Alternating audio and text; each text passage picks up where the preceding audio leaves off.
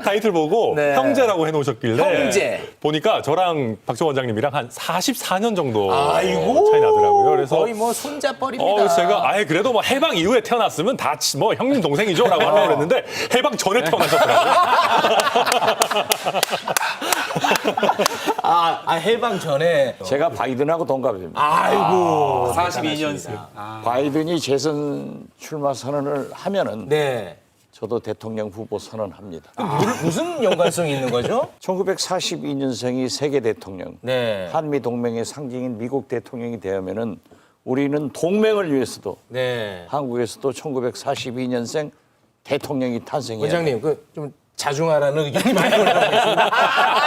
자중하라고. 자중하라고. 네, 그분들은 국민의힘.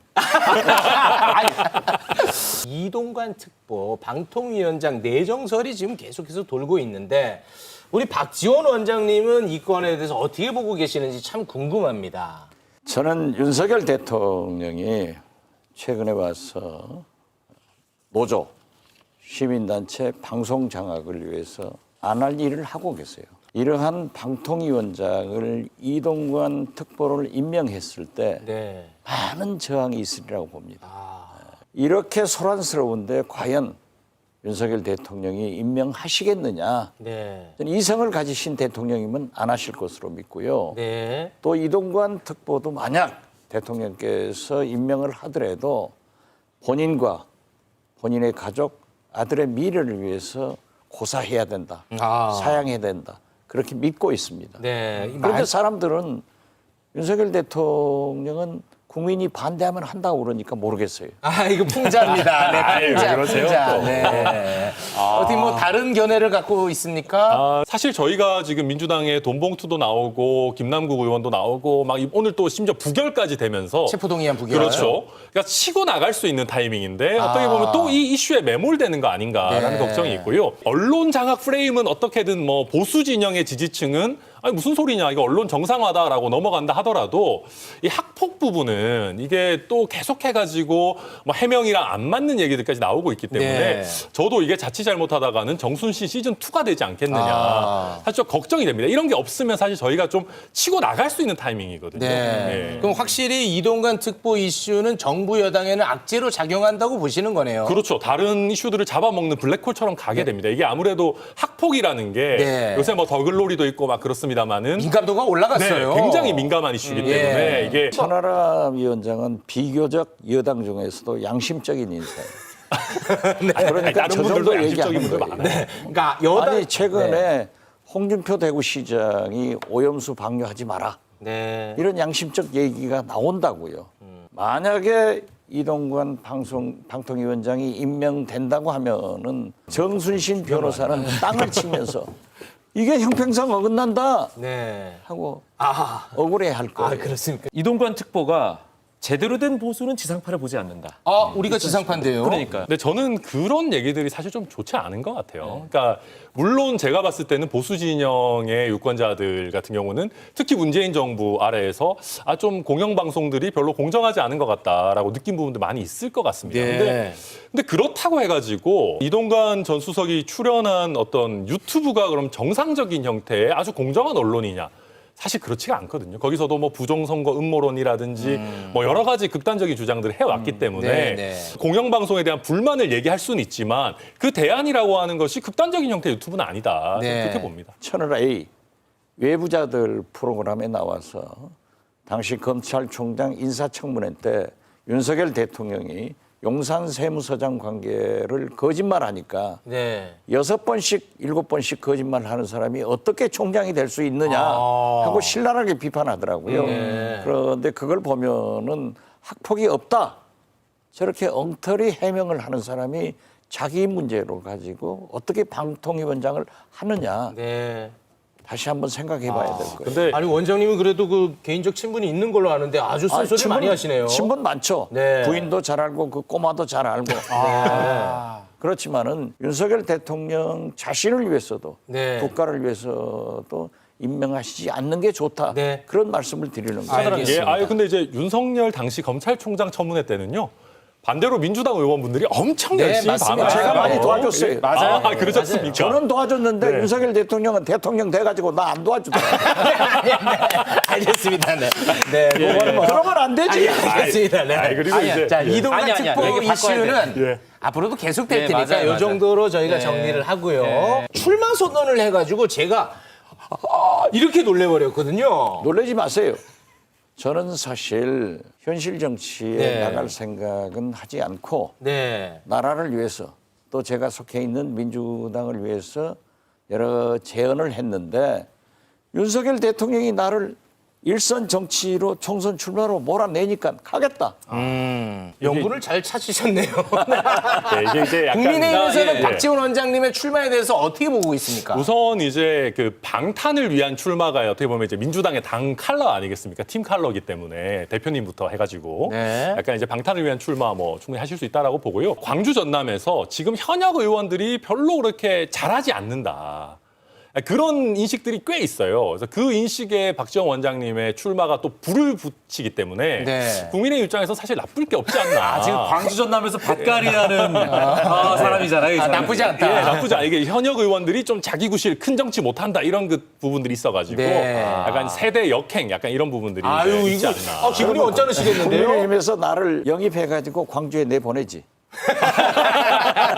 알겠습니다. 자, 전임 정부의 아주 핫한 인물들이 총선에 출마하는 거 아니냐는 이야기들이 나오고 있어서 예, 진짜 핫한 요거 아주 얘기인데. 뜨겁거든요. 예.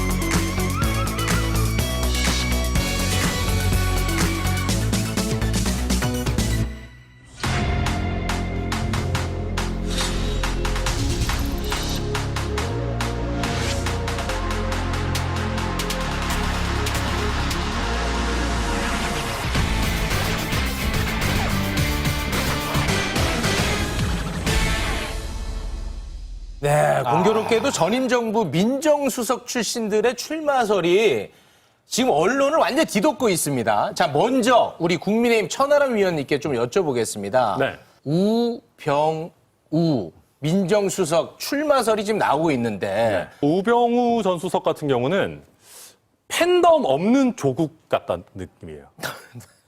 그러니까 뭐가 되게 막 무거운 짐이 많고 막 오면은 탄핵의 강에 다시 들어가고 뭐 굉장히 부담은 많은데 팬덤은 없어요. 아, 팬덤이 없어요? 없잖아요, 사실은.